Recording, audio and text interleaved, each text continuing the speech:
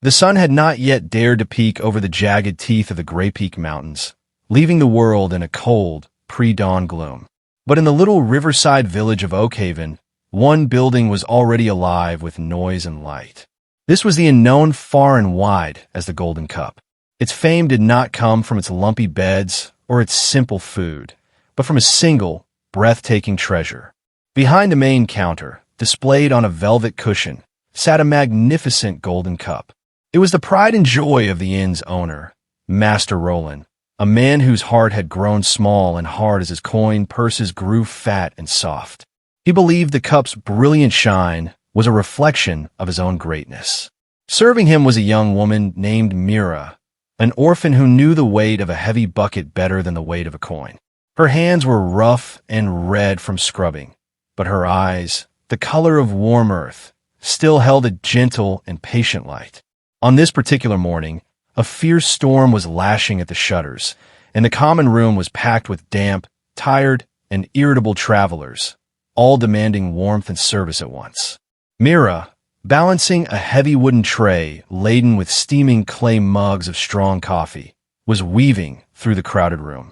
Her feet, sore and aching from a dawn spent hauling wet firewood, suddenly betrayed her. She slipped on a patch of muddy water tracked in from the stable. The tray tilted violently. A river of scalding, dark coffee cascaded through the air, landing directly onto the immaculate, expensive silk coat of Master Roland. A silence, as sharp and sudden as a cracking whip, fell upon the entire inn. The only sounds were the relentless hiss of the storm outside and the slow, dreadful drip, drip, drip of coffee from Roland's sleeve onto the clean floor. His face, first pale with sheer shock, quickly flooded with a thunderous, dangerous crimson. He rose from his chair slowly, like a storm cloud gathering itself, looming over the trembling figure of Mira. "You clumsy, worthless girl," he roared, his voice cutting through the quiet like a knife. He seemed not to feel the burn on his skin. His only concern was the stain on his pride, a humiliation performed before a full audience of paying guests. He grabbed her thin arm, his grip as hard and unfeeling as iron. "This coat cost more than you will earn in your entire miserable lifetime. You think you belong in a fine establishment like this? You are nothing but dirt from the road, and you have tainted my house with your incompetence." The guests watched, frozen in their seats. Some winced in sympathy, but most merely watched with the cold curiosity of people witnessing a drama that was not their own. Not a single one dared to speak a word in her defense. With a brutal yank, Roland dragged the terrified Mira to the very center of the common room. The eyes of every traveler, merchant, and farmer were upon her. "On your knees," he commanded, his voice now a low, venomous whisper that was somehow more frightening than a shout. A humiliation far hotter than any spilled coffee burned its way across her cheeks and down her neck. As her knees hit the rough, wooden floorboards, he began his cruel sermon. He listed every imagined flaw, every minor mistake she had ever made, his words painting her as less than human, a broken tool that had dared to touch his perfection.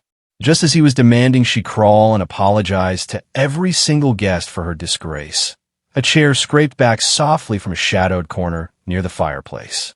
The stranger in the gray cloak stood up. He was a man of no particular age or remarkable size, but his eyes, calm and deep as a still forest lake, held Roland's furious gaze without flinching. "The stain on your coat will wash out, innkeeper," he said, his voice quiet, yet it carried to every corner of the silent room. "But the stain you are painting on your own soul with this cruelty may prove permanent." Roland's fury, thwarted and inflamed, found a magnificent new target. He released Myra's arm and turned his full scorn upon the stranger. "You dare?" he sneered, his eyes running up and down the man's simple, travel-worn cloak and dusty boots. "A beggar dares to lecture me in my own inn? You defend one beggar, so you must be another.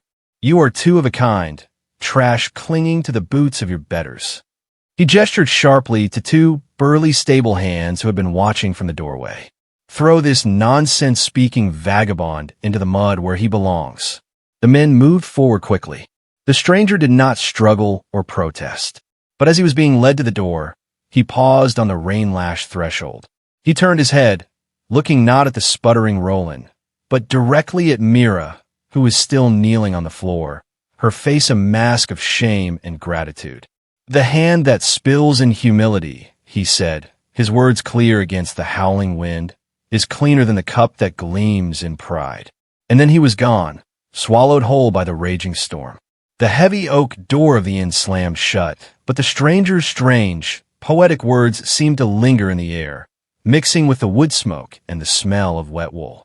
A nervous, excited chatter immediately broke out among the travelers. Who in the world was that? A fat merchant muttered to his companion, his voice full of bewildered curiosity. "A madman, surely," his friend replied, shaking his head, "drunk on his own foolishness." But a third traveler, an old woman with a shrewd face, whispered, "Mad or not, he had the eyes of someone who knows things." He saw right through this innkeeper's fine coat. Roland, trying desperately to reclaim his authority, scoffed loudly for all to hear. "Pay no mind to the ramblings of a fool seeking a free meal. The show is over. Back to your drinks." He stalked back to his counter, snatching up his golden cup and polishing it with a furious, frantic energy. Mira, her body aching with a deep weariness, slowly got to her feet. She gathered the scattered mugs, her mind clinging to the memory of the stranger's calm voice. Who was he? And why had he, a lone traveler with nothing to gain, chosen to speak for her when everyone else had looked away? The storm raged through the night, but by morning it had blown itself out, leaving a clean, washed world glittering under a pale sun. Roland arrived early, as he always did, to inspect his domain. He marched straight to his prized possession, the golden cup, ready to bask in its familiar, reassuring glow. A strangled, guttural cry escaped his lips. The cup, which had always shone with a brilliant, untarnished light, was now a dull, lifeless, leaden gray. It looked as if it had been left in the heart of a fire for a week, all its glory burned away. He snatched it up, his hands trembling, and rubbed the metal frantically with his fine silk sleeve, but the dullness was not on the surface. It was deep within the metal itself, a sickness of the spirit made visible. His face turned a frightening shade of purple. He spun around, his wild eyes landing on Mira, who was quietly sweeping the cold ashes from the great hearth. "You," he bellowed, pointing a trembling, accusing finger. "You did this. You touched it with your grubby, cursed hands last night to seek your revenge. You are fired. Get out of my sight.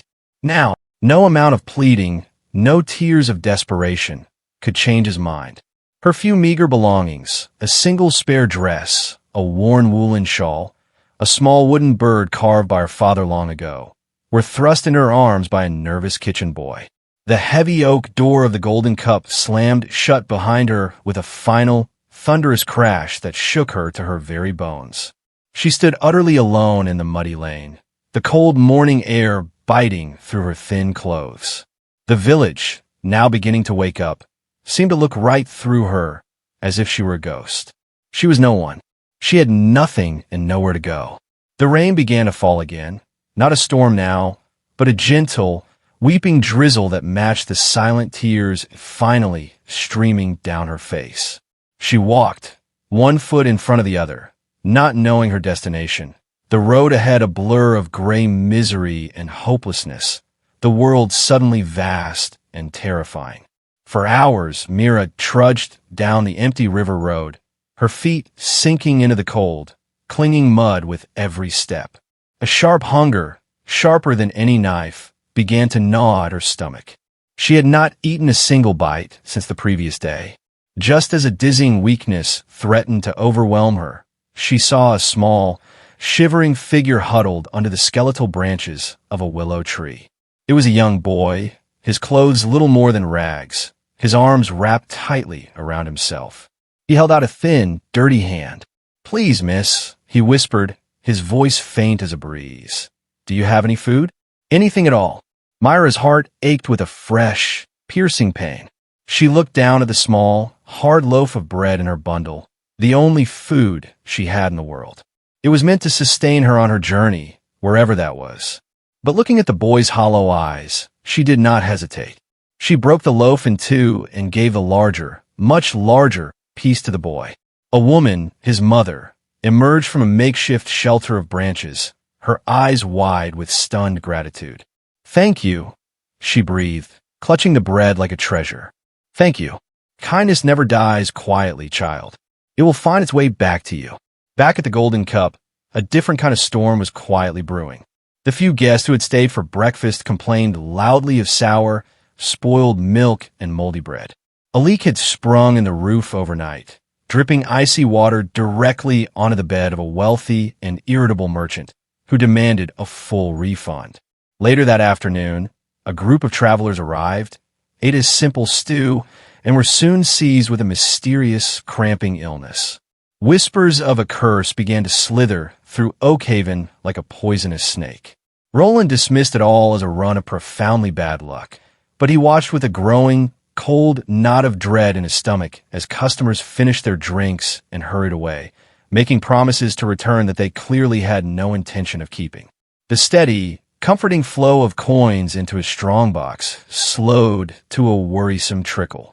The inn, once so loud and lively with the sounds of merriment and profit, grew quiet, cold, and haunted by a strange, oppressive silence. As a soft, gray dusk began to settle over the land, Mira found a small, relatively dry space beneath the arch of the old stone bridge at the very edge of the village. She was shivering, building a tiny, sad pile of twigs for a fire. She had no flint or tinder to light, when a calm voice spoke from the shadows. "The rain seeks to wash away more than just the dust from the road, I think."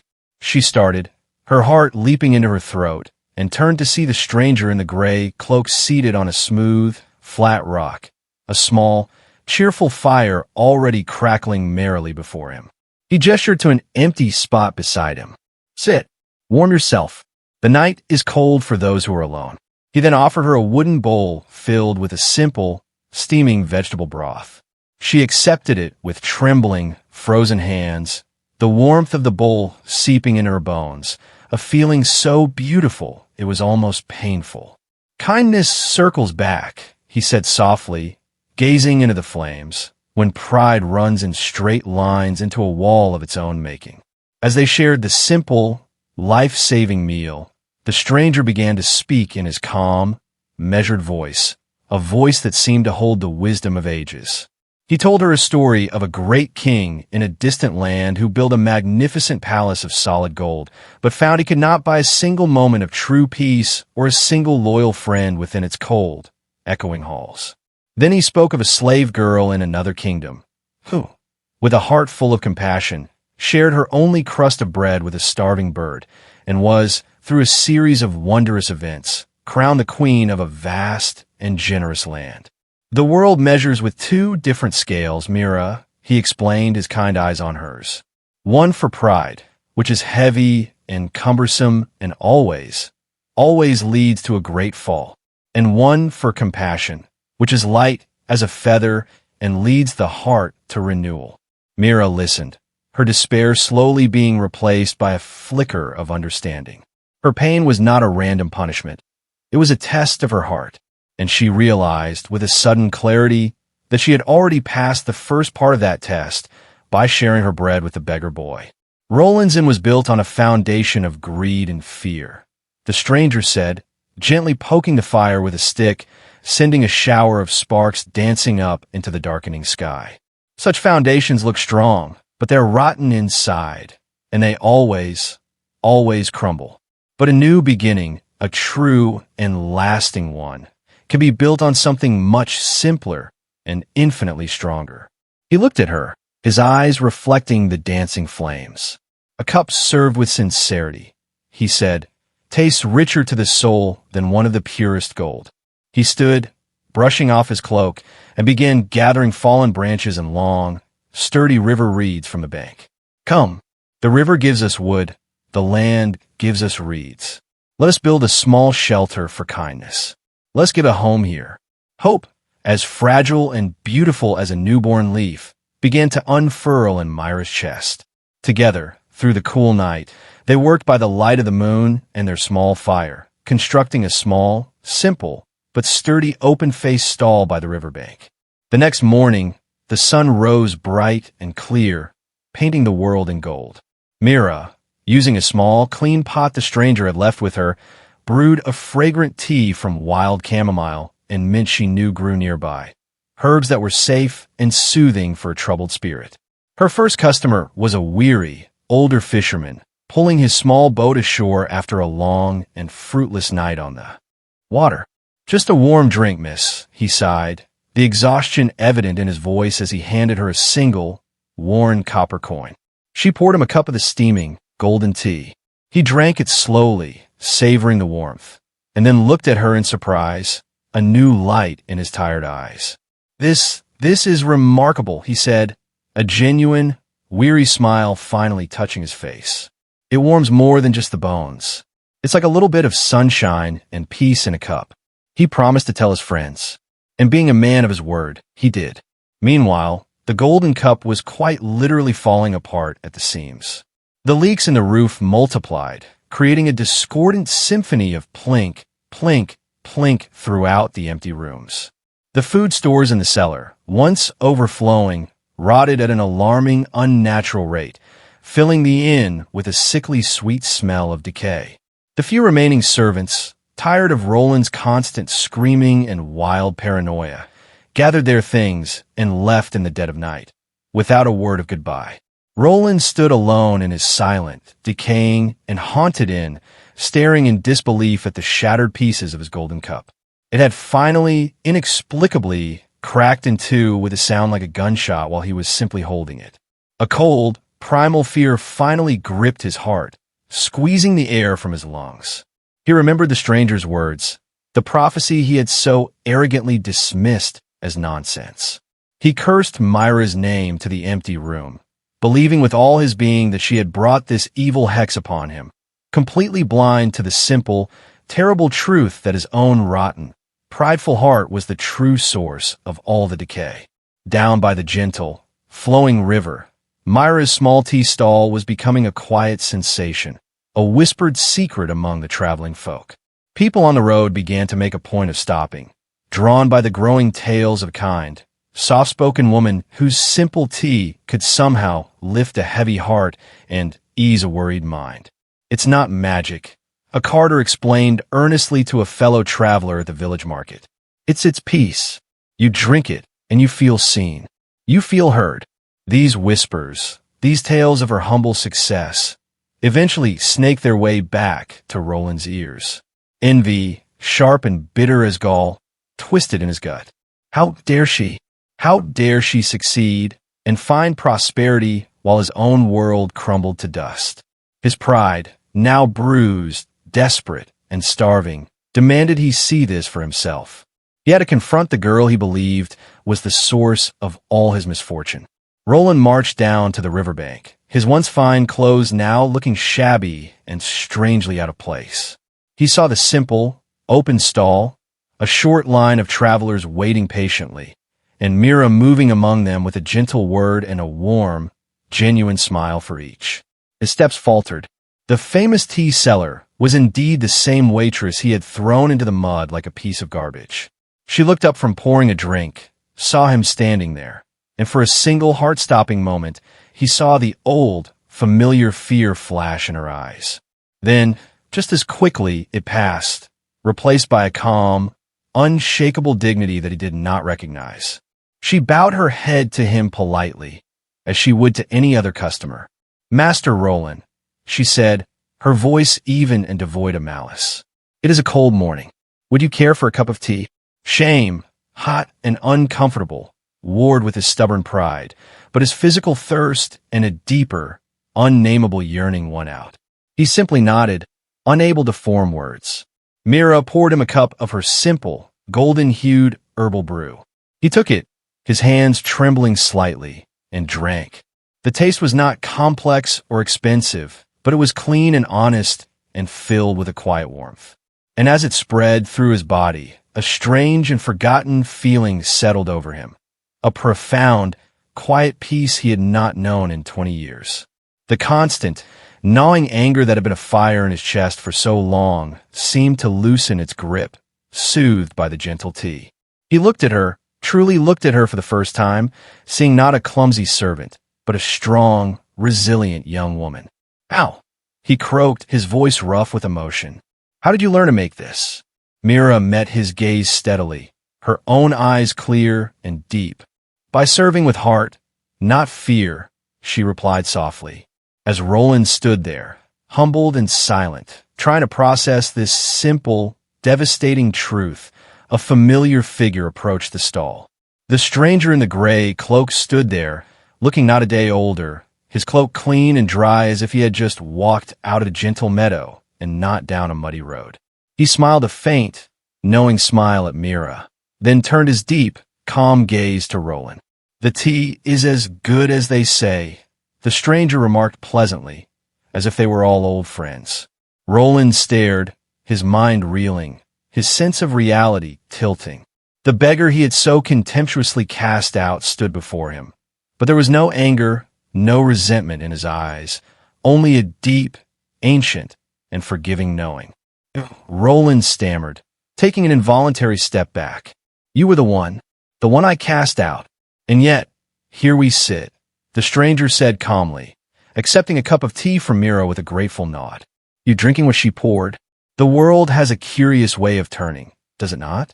The thrown stone finds its way back to the hand that threw it, not as a weapon, but as a lesson." Roland lowered his head, the last of his pride crumbling away like old, dry plaster. The full, ugly truth of his cruelty, his arrogance, and his profound foolishness washed over him in a great, unstoppable, cleansing wave. He had lost everything, his wealth, his reputation, his prized possession, and the two people he had wronged most deeply in the world stood before him, offering not revenge or ridicule, but tea and a quiet, impossible grace. Mira watched the understanding finally dawn on his face, her own heart feeling light and free of the bitterness she had once feared would consume her. Overcome by the weight of it all, Roland fell to his knees, right there in the soft river mud. The tears came then, not of anger, but of hot, sincere regret. "I am sorry," he choked out, the words feeling foreign and rusty on his tongue. "I was a proud and foolish and wicked man. I treated you horribly, Mira. I see that now. I see all of it. Can you ever find it in your heart to forgive me?" Mira looked down at the broken man, the feared innkeeper brought lower than his lowest servant. She did not gloat. She simply placed a gentle, work-roughened hand on his shaking shoulder. "Everyone spills something in life. Master Roland," she said, her voice as warm and steady as her tea. "What matters is not the spill, but how we clean it up and what we learn from a mess." In that moment, the heavy, rusted chain of anger and pride that had bound Roland's heart for so long finally snapped, leaving him feeling raw, exposed, but unimaginably light. The stranger finished his tea and placed a single, beautifully minted silver coin on the counter. He looked at both of them, a gentle, profound satisfaction in his eyes, like a teacher watching his best students finally grasp a difficult lesson. "When a cup breaks, it can be mended," he said, his voice taking on that old, prophetic tone once more. "But not if pride is the hand that holds the pieces. The glue will never set." He gave a final, small, encouraging smile to Mira, then turned and walked away, not back towards the village, but further down the river path. He did not look back, and soon he was lost to sight around a bend in the river, as if he had never been there at all, a dream fading in the morning light. That evening, as Mira was cleaning the simple wooden cups and sweeping her stall, a glint of reflected sunset light from the water's edge caught her eye. There, half submerged in the reeds and catching the last of the day's orange light, was a cup. Wading carefully into the cool water, she picked it up. It was a golden cup, but it was not Roland's shattered, prideful one. This one was whole, perfectly formed, and gleamed with a soft, inner light, far more beautiful and intricately engraved than the one that had broken. She carried it back to her stall, not as a treasure to be locked away or displayed for vanity, but as a quiet, personal reminder of a strange and wonderful truth. She used it to drink water from the river, and no matter how much she drank, it never seemed to empty, a small, constant miracle of enough.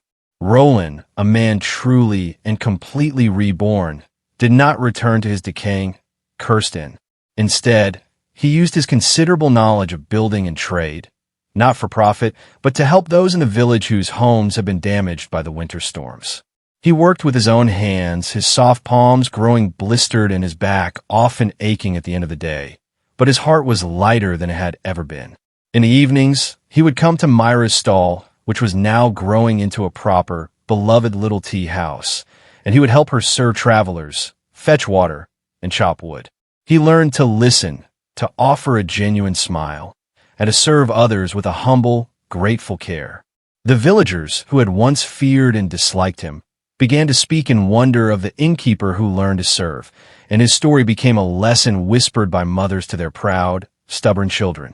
As the seasons turned, from the green of summer to the gold of autumn, and into the white silence of winter, no one in Oakhaven or the surrounding lands ever saw the stranger again. Travelers from distant cities brought no news of a gray-cloaked sage walking the roads. Some said he must have been a wandering spirit of hospitality. Others whispered he was a minor god of travelers, testing the hearts of men. A few of the wisest elders, sitting by their own fires, claimed he was neither.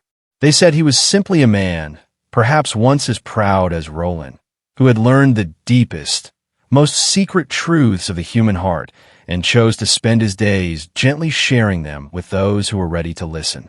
Mira never forgot him. She kept his memory alive, not with loud stories or songs, but by living the quiet truth he had shown her with every cup of tea she poured.